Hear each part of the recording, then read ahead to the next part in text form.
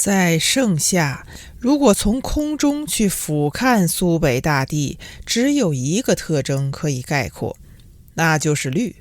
那是一片平整的绿，妖娆任性，带上了一股奋不顾身的精神头，从地平线的这一侧一直纵横到地平线的那一侧。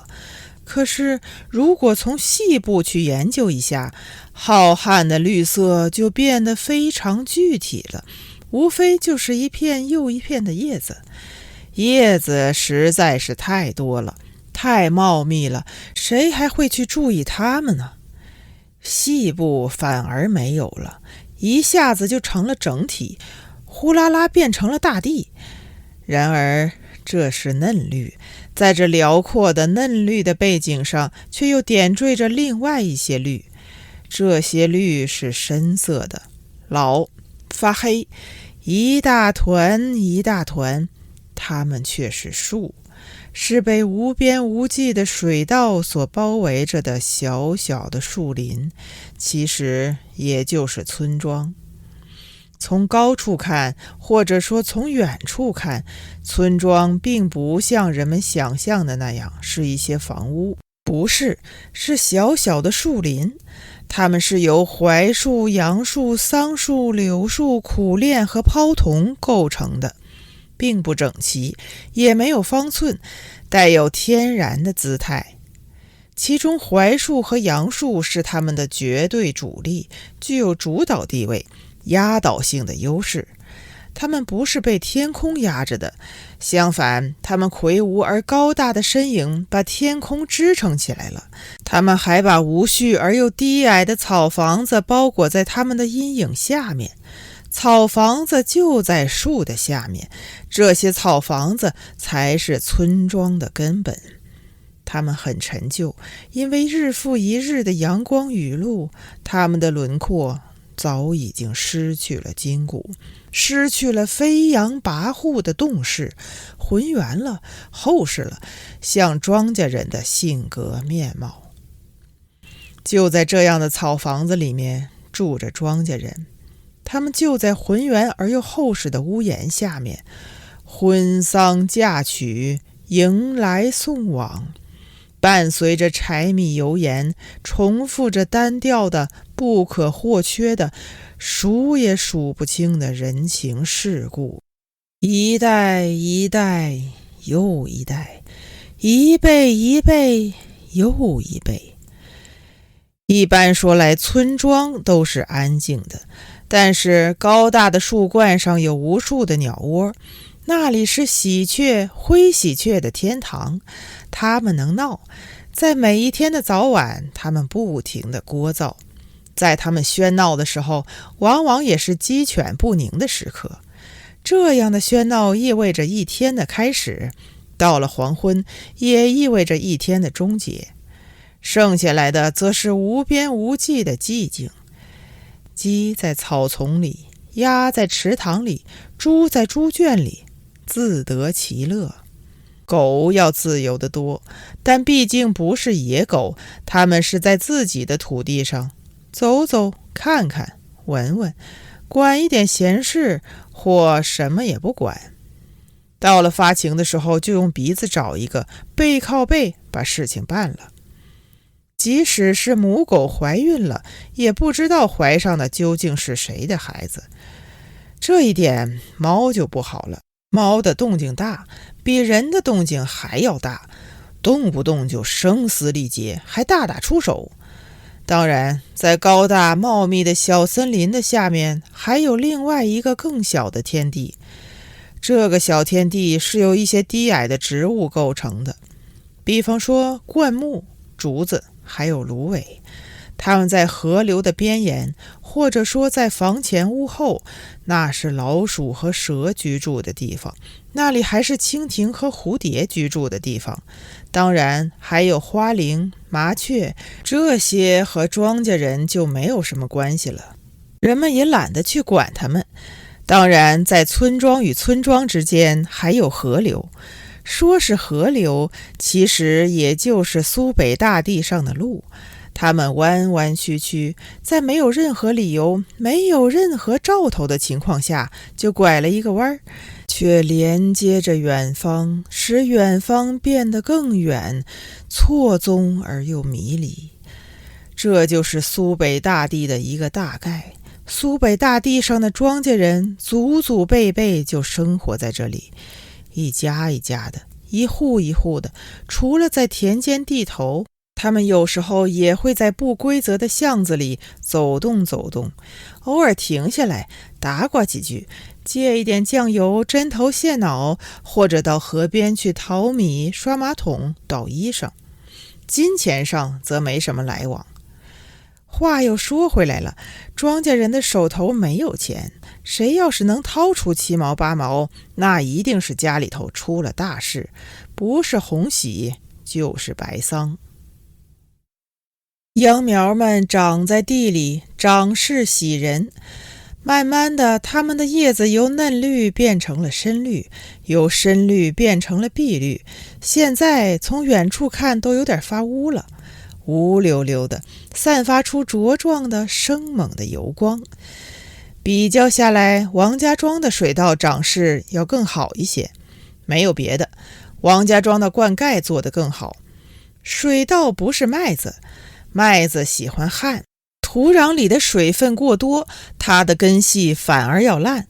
水稻就不一样了，水稻离不开水，在大部分的时间里头，水稻就站在水里，一缺水它就蔫了。当上大队支部书记之后，吴曼玲没干别的，他的第一件工作就放在了水利上。他来到了公社，直接扑到公社革委会的食堂，把革委会的洪主任堵在了酒桌上。吴曼玲童言无忌，当着这一桌子的革委会领导，一上来就批评洪主任，甚至把洪主任的绰号都用上了。吴曼玲说：“洪大炮，你不支持年轻干部的事业。”洪大炮参加过渡江战役，在杀声震天的战场上留下了后遗症，一开口说话就成了美国生产的直径25毫米的榴弹炮。洪大炮望着吴曼玲，不停地眨巴眼睛，很宽的腮帮子笑起来了。洪主任放下酒盅，嗓子反而小了，先请小吴支书坐下来，把问题放在桌面上慢慢谈。吴曼玲坐了下来，没说别的，伸出手来向洪主任要东西，一共是2样，一台东风25匹的柴油机，一台水泵。吴曼玲到底是一个有脑子的人，他向革委会讨要机械化的灌溉设备，说明他有眼光了。这么些年了，王家庄的灌溉一直沿用的是最原始的老风车。老风车架在河边上，像天空上面一大摞子大补丁似的。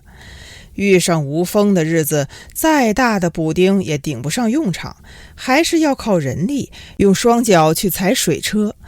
一大群壮劳力汉子只能吊在水车上，跟挂了一大排的咸肉差不多，实在也解不了大地的渴。吴曼玲坐在洪大炮的斜对面，把他的巴掌摊在洪大炮的面前，撒娇了，说：“洪大炮，你给还是不给？”洪大炮望着吴曼玲的巴掌，望着吴曼玲的胳膊，附带瞅了一眼吴曼玲的胸，没有说话。他把桌子上的半瓶洋河大曲拎起来了，说：“先喝酒。”吴曼玲撒娇撒到底，说：“不给你喝。”洪大炮看了看四周的人，很宽很宽地笑了，说：“小吴啊，你要是有胆子把酒瓶里的酒喝了，东风25我给，水泵我也给。”吴曼玲没有犹豫，她的动作是迅速的，说风驰电掣都不为过。吴曼玲提起洋河大曲的瓶子，扬起脖子就灌，临了放下了酒瓶，直了直脖子，眼眶里全是泪光。吴曼玲小声说：“洪主任，我代表王家庄659位贫下中农，谢你了。”场面本来是喧闹的、轻松的，吴曼玲在他的壮举之后附带上了这么一句，突然感人了，不知道从哪里滋生出了动人的力量。酒桌上安静下来，洪大炮说：“小吴，你打个报告来。”吴曼玲没有打，直接从军用挎包里取出一张纸，摊在了洪主任的面前。这一招洪主任没有料到，开始摸身上的口袋，他在找笔。吴曼玲拿出钢笔，拧开笔帽，十分端正地送到了洪主任的右手边。吴曼玲说：“洪主任，酒我喝了，反正我也喝醉了，你要是不同意，我就每天盯着你，你在哪里吃我就在哪里吃，你在哪里睡我就在哪里睡。”这话说的不讲理了，好笑了，本来已经很动人的场景突然又激昂起来，每一个人都在笑，吴曼玲却浑然不觉。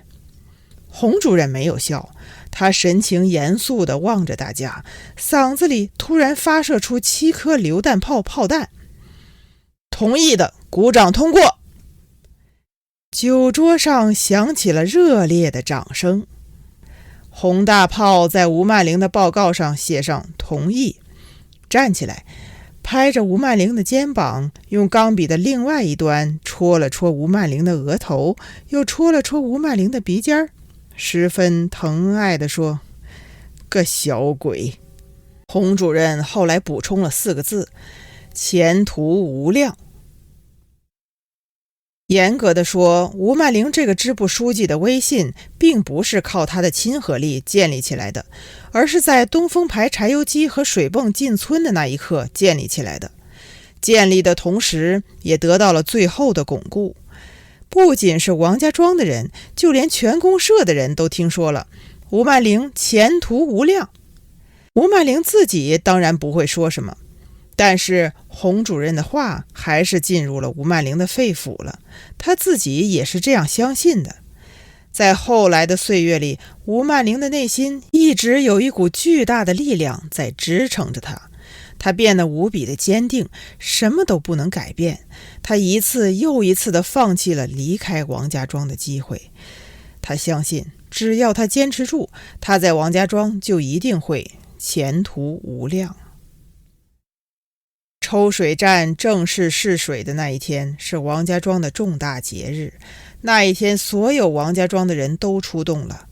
水泵好啊，水泵好！毛主席说，水利是农业的命脉。他说对了。毛主席又说，农业的根本出路在于机械化。他又说对了。他人在北京，可他什么都知道。他老人家的话再一次在3大革命当中得到了最终的验证。王家庄敲起了锣，打起了鼓，那是盛大的群众的场面。社员们亲眼看见河水从河里抽了上来，白花花的流进了水渠。水渠是新修的，成群结队的孩子分布在水渠的两边，他们顺着渠水一路追赶。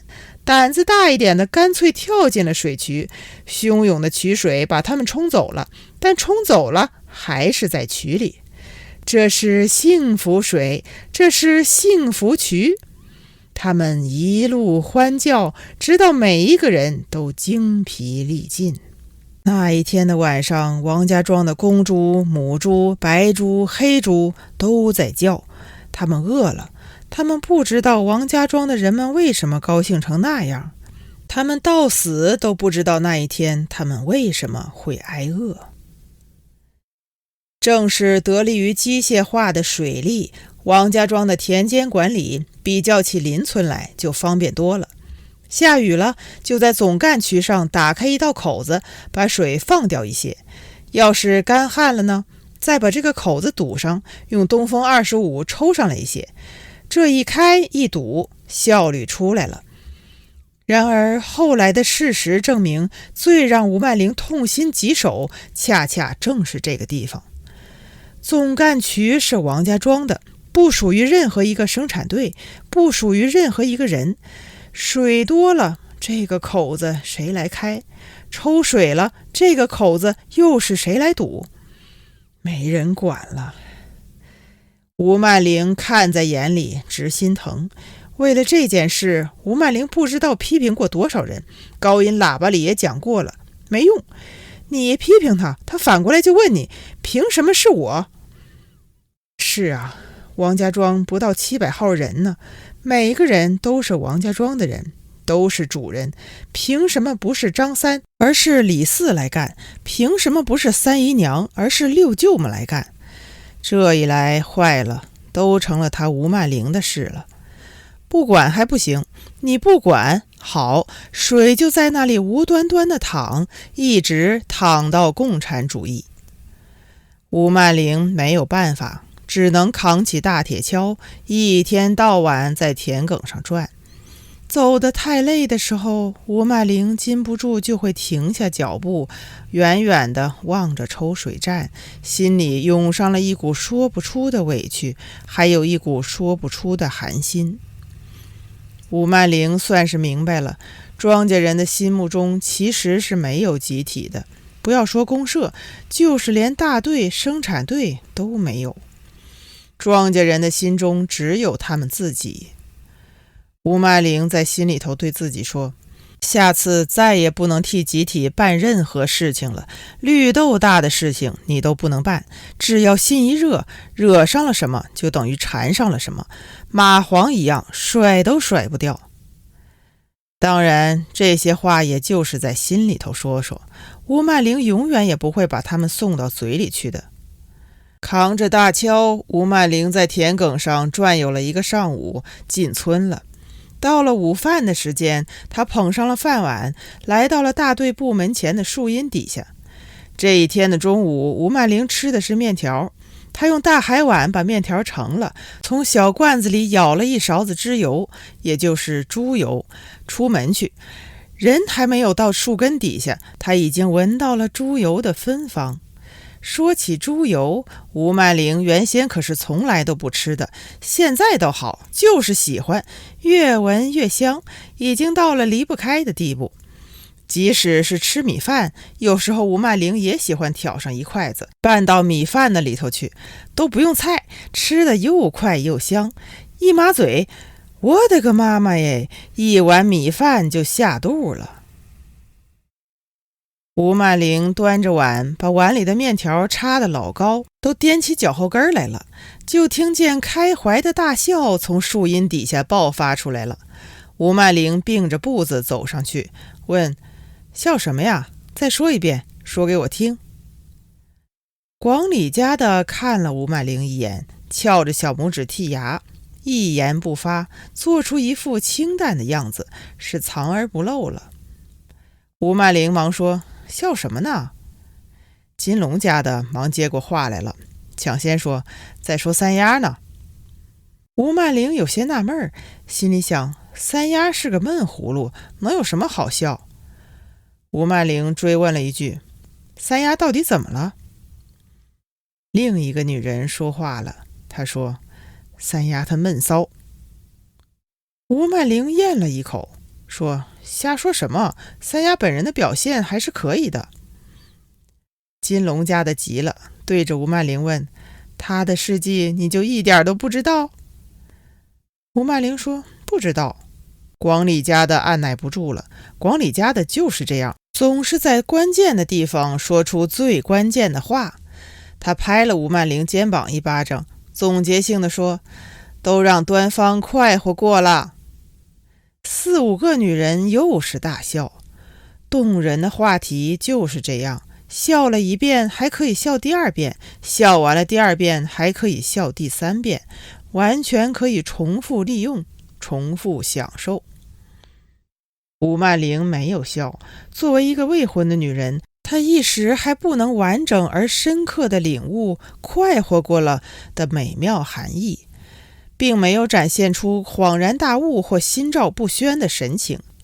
金龙家的看在眼里，急了，只能用大白话把事情挑开了。被端方睡过了。女人们不笑了，睡过了没意思了，睡过了还有什么嚼头，清汤寡水的，只有快活过了才来得火爆，来得滋补。吴曼玲停止了咀嚼，明白了，似乎受到了严重的一击，脸红了。吴曼玲对自己的脸红很不满意。吴曼玲说：“不可能的。”吴曼玲说：“怎么可能呢？”光里家的说：“怎么不可能？一公一母，正好。”女人们又笑，吴曼玲还是没有笑，脸色已经相当的难看。吴曼玲说：“不可能，端方怎么会看上他？”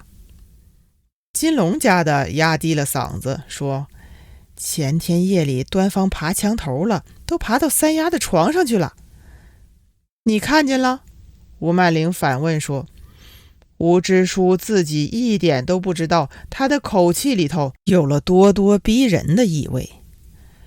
没有，金龙家的说。要实事求是，吴曼玲说，没有根据的话不要乱传。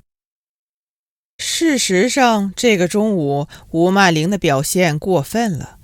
回到大队部，吴曼玲把剩下来的半碗面条丢在桌子上，坐在了床沿，愣神了。照理说，端方和三丫的事和他没有半点瓜葛，支部也管不着，于公于私都不碍他的事。可吴曼玲还是生气了，骨子里却感伤。再往骨子里说，是伤心了，可能还有点吃醋。这个醋吃的没道理了，他吃的是哪一门子的醋呢？三丫你厉害呀，不声不响的，该捞的你都捞了。端方你这个人也是，怎么就能看上了三丫？不说出身，就说他这个人有哪一点好，有什么可以让你动心的地方？没有啊。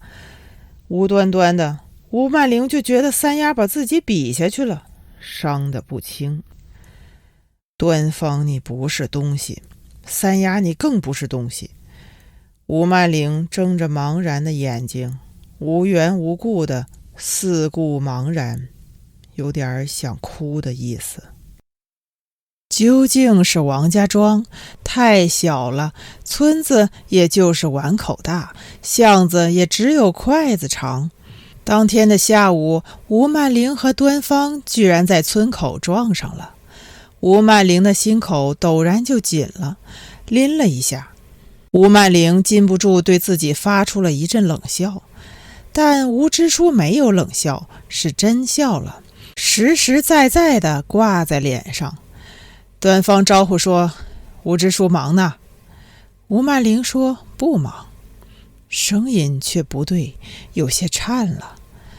端方却站住了，正想利用这样的机会和吴支书说句话。秋后想去当兵，还是早一点把话递过去，打点一下总归是好的。但端方这个人就是这样，越是心里的事，反而越说不出口。想必还是寄人篱下的日子过得太久了。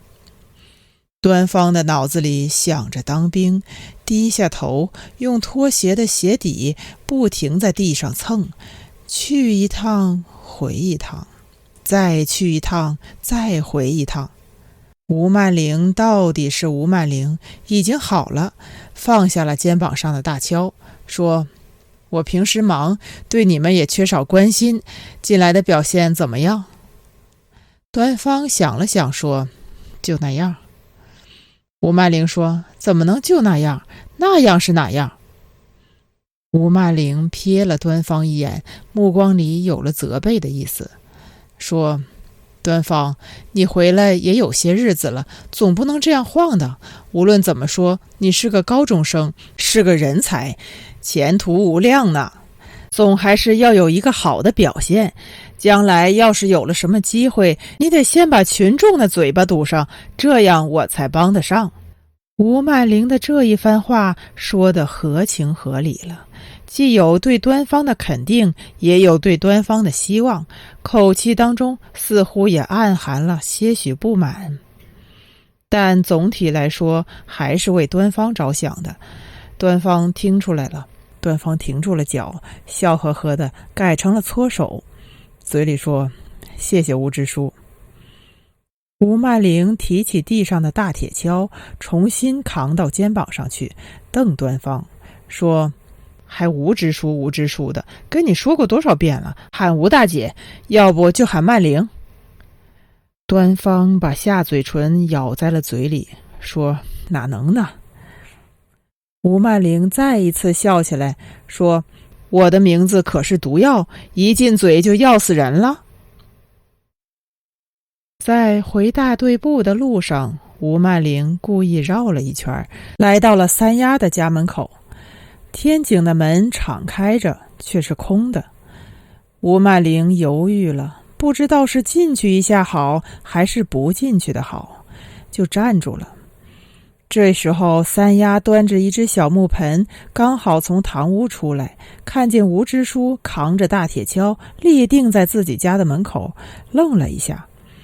吴曼玲也愣了一下，但三丫显然是吓着了，她又来了。三丫端着小木盆就往回走，吴曼玲把三丫叫住了，三丫就端着木盆，背着身，拖了很长的辫子，站在堂屋的门口。堂屋里头却传出孔素贞的声音。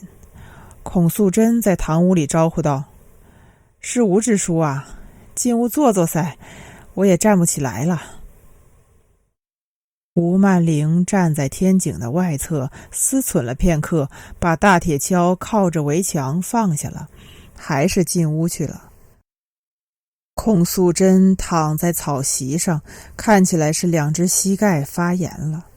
三丫跟在吴曼玲的身后，把手上的小木盆又端回来了。三丫放下手里的小木盆，拿了一张凳子放在吴曼玲的屁股后头。孔素贞说：吴支书坐。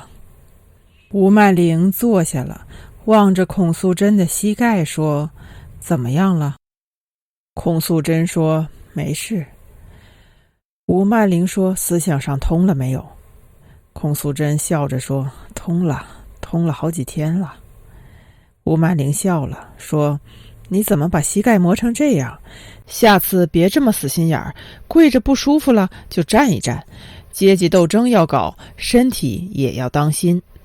孔素贞说：晓得喽。孔素贞吩咐三丫说：钉在地上做什么？给吴支书倒水去啊。三丫绷了一张脸，朝着厨房的那边去了。吴曼玲望着三丫的背影，咳嗽了一声，又咳嗽了一声，把目光从三丫的后背上收了回来。因为是从三丫的那边收回来的，目光就不那么像目光，有了承上的和启下的内容。孔素贞把这一切都看在眼里，没有动，但体内的血却动了，一起往脸上涌。好在吴支书什么都没有说，一句话都没有说。刚巧三丫端着水过来了，把碗放在了桌上。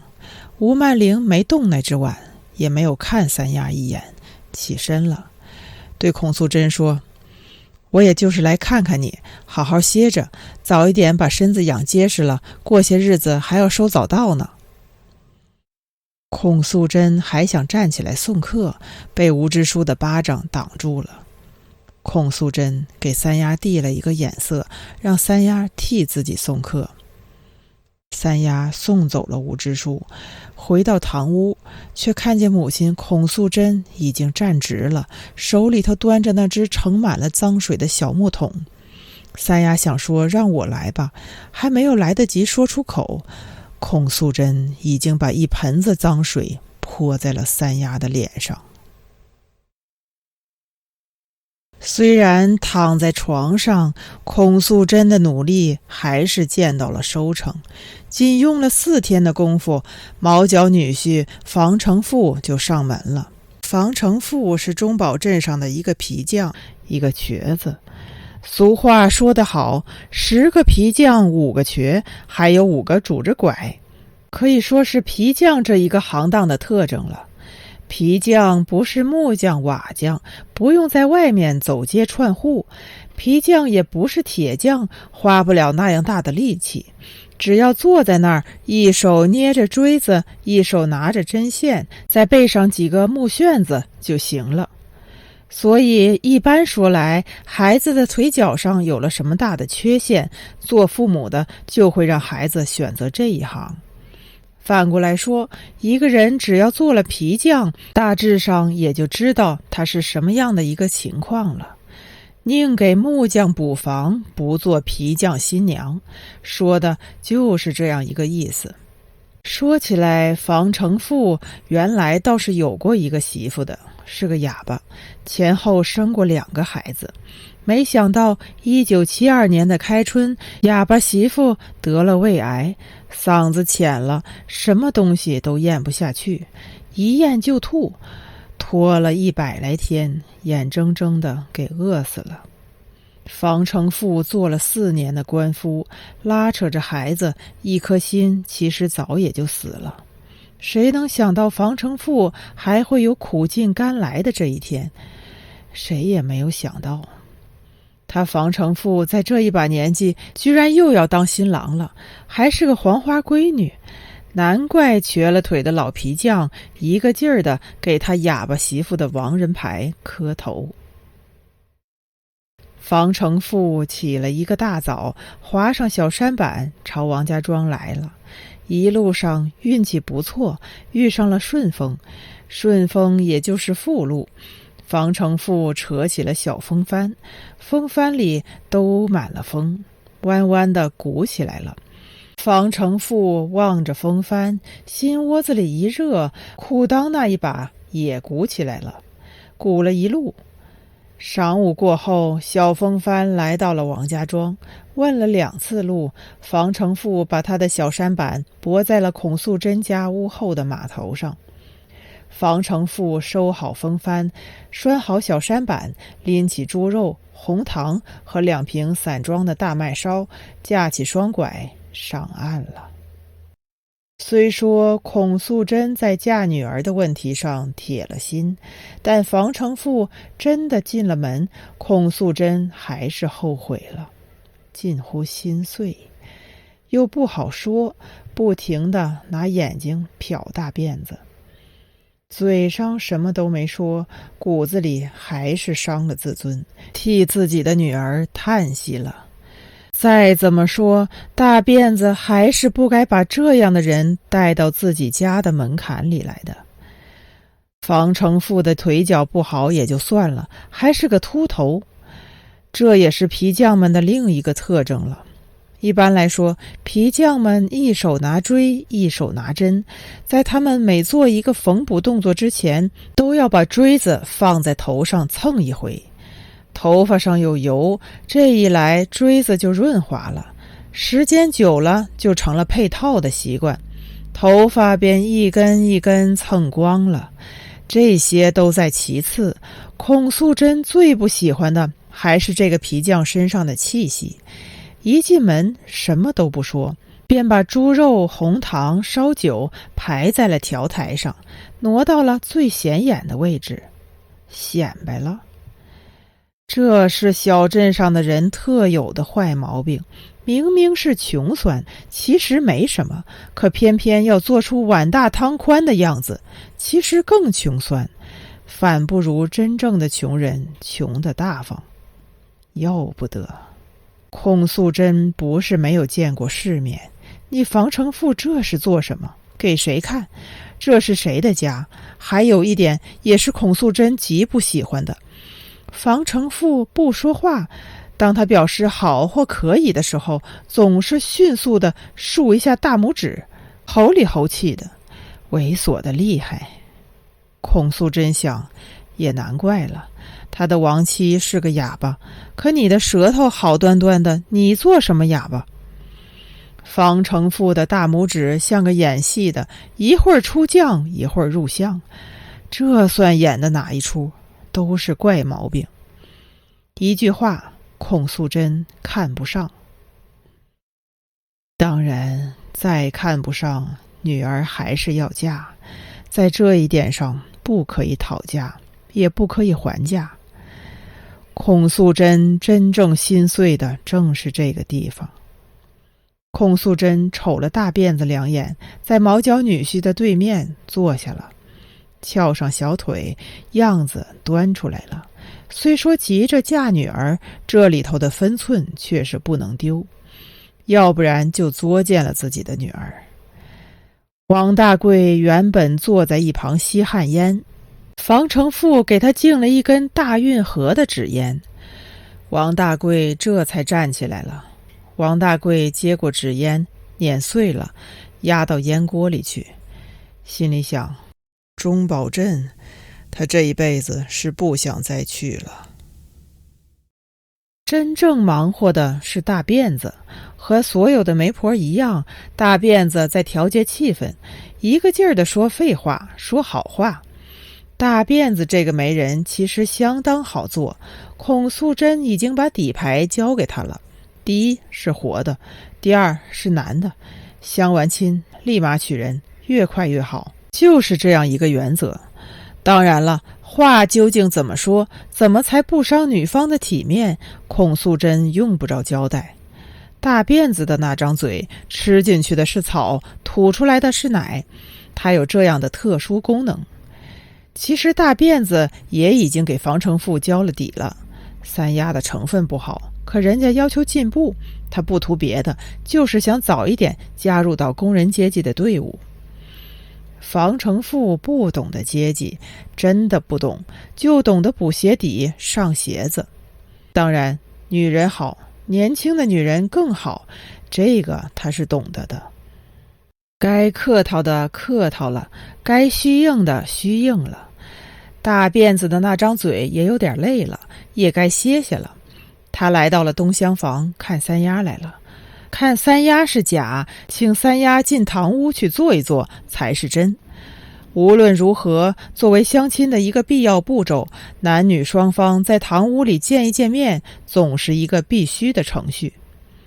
其实三丫已经见过房承父了，大辫子作为一个过来人，这一点很明白了。一般来说，毛脚女婿上门，做媒的媒婆都会安排他们坐在堂屋的西侧，脸朝着东。这样一来，躲在闺房里的闺女就可以从门缝里看着了。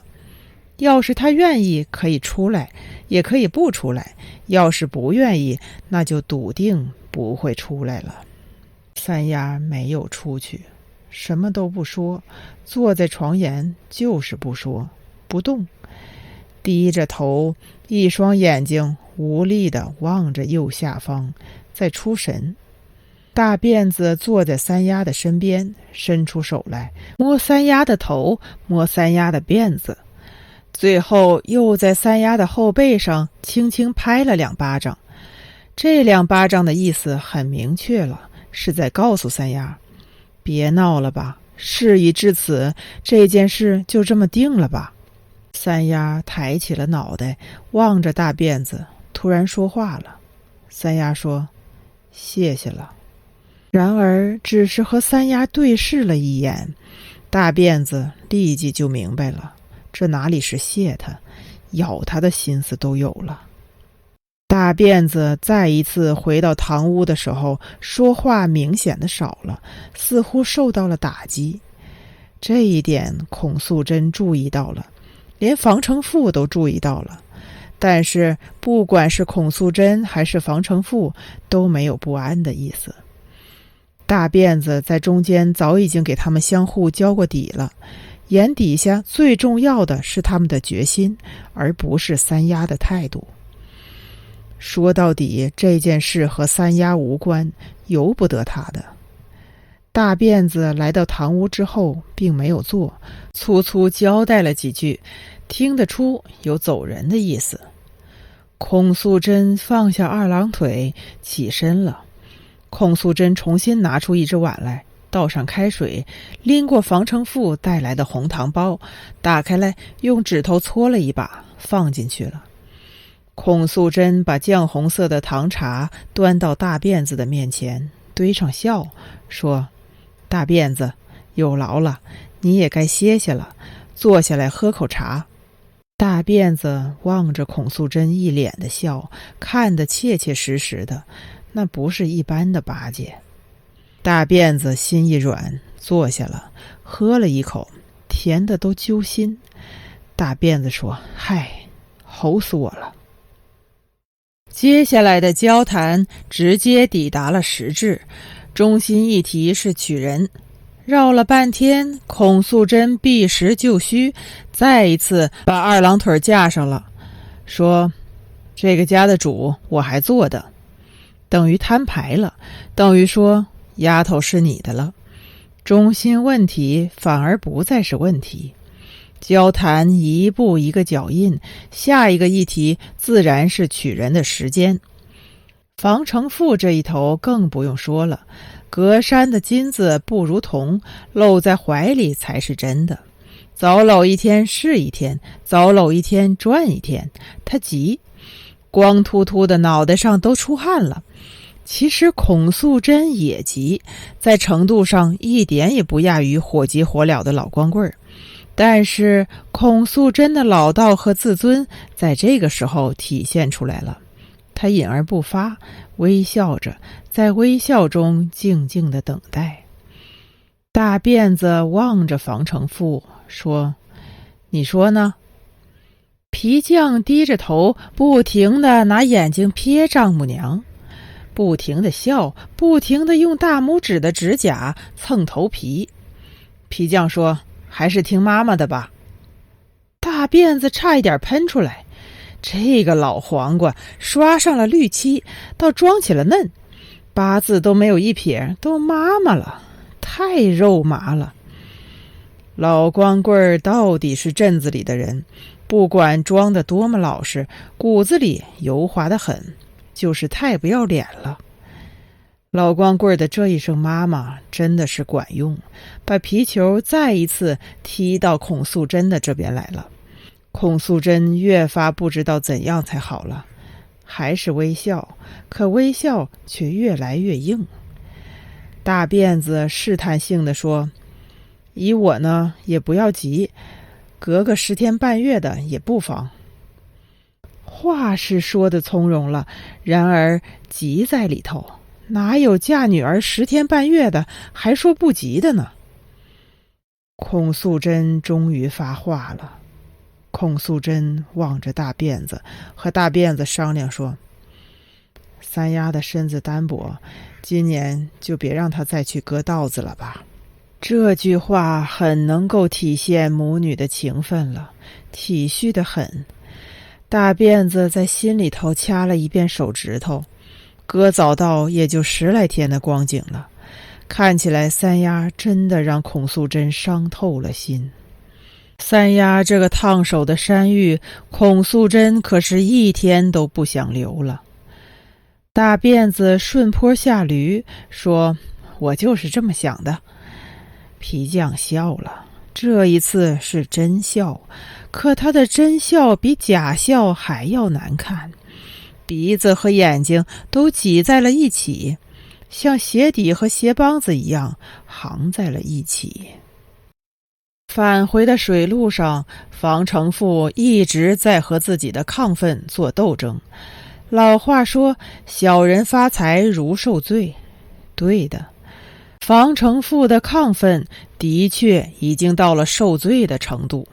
除了尽力划桨，房承父实在也找不到表达的办法。他压抑的太久太久了，成了性格，成了习惯，成了活法。喜从天降，自然也就成了考验。裤裆却安稳了，居然乖巧起来，没有添乱，再也没有做出强有力的反应。想必他也累了。房承父充满了感激，他想感谢一点什么，他一定要感谢一点什么，就是不知道该感谢谁。是谁把三丫送给他的呢？这是一个谜。房承父找不到谜底，他为此而伤神。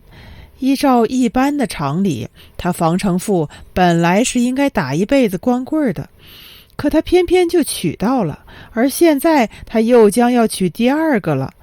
那可是一个肉嘟嘟的姑娘啊，肉嘟嘟的。房承父还能说什么？还能说什么？他只有自我伤害才能够说明自己的狂喜，只有自我伤害才能够表达这种虚空的感激。房承父对自己说：我宁愿损10年的阳寿，我情愿少活10年。就在同时，他把自己的寿命毫无根据地放大了，是92岁，减去了10岁，他还剩下82。够了，还有的赚！老天爷，老天爷，你在哪里？你为什么对我这样好？我情愿损10年的阳寿。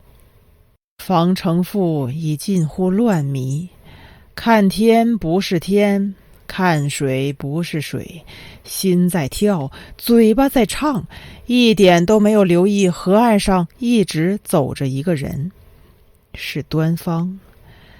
端方尾随着房承父的小舢板走了一路了，亲眼目睹了这个官夫的癫狂。旷野里空荡得很，全是傍晚的阳光，全是傍晚的风。端方把四周打量了一遍，回过头来，对着河里的小舢板吆喝了一声：喂！房承父停住了手脚，他以为岸上的人要过河，虽说急着赶路，房承父还是让小舢板靠岸了。他要帮助别人，任何人。房承父对着端方喊：小兄弟要到哪里去？端方没有搭腔，他从河岸慢慢走到了河边，站在那儿，把房承父从头到脚看了一遍，开始脱衣裳。先是上衣，后是裤子，最后是3角裤衩。这样的阵势特别了，这个小兄弟有意思了。端方光着屁股，抱起胳膊，跨上了小舢板。在他跨越的时候，裆里的东西十分沉静地晃动。房承父望着端方裆里的东西，又大又结实，突然怕了，想走，可已经来不及了。端方跨上来，坐下去，开始帮房承父收拾。他把能够看见的东西一样一样丢在了水里，最后伸出手去要房承父手里的双桨。房承父给了他一把，端方接过来，折了，放在了水里，还要。房承父又把另外的一把给了他，端方又折了，同样放在了水里。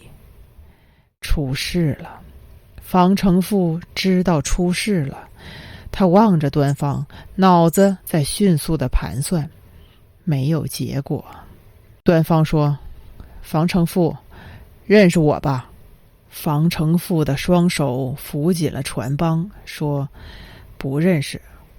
端方说：我可认识你，中宝镇没有我不认识的。房承父说：我哪里对不起你过？你告诉我。端方没有搭理他，一个人闷了半天，笑了起来，把房承父都笑毛了。端方望着房承父说：三丫，我睡过了。这句话是从天上掉下来的，直接砸在了房承父的脑袋上。他瞟了一眼端方的裤裆，同样闷了半天。房承父最后说：没事，没事的。端方提高了嗓子说：我有事，她是我的女人，你不许再到王家庄来，听见没有？房承父说：我花钱了，我买了肉酒还有。端方打断了房承父说：我还你，我今天帮你省下医药费，就算清了，要是再来，你的眼珠子会漏血，你信不信？房承父说：我信。端方说：信不信？房承父说：我信。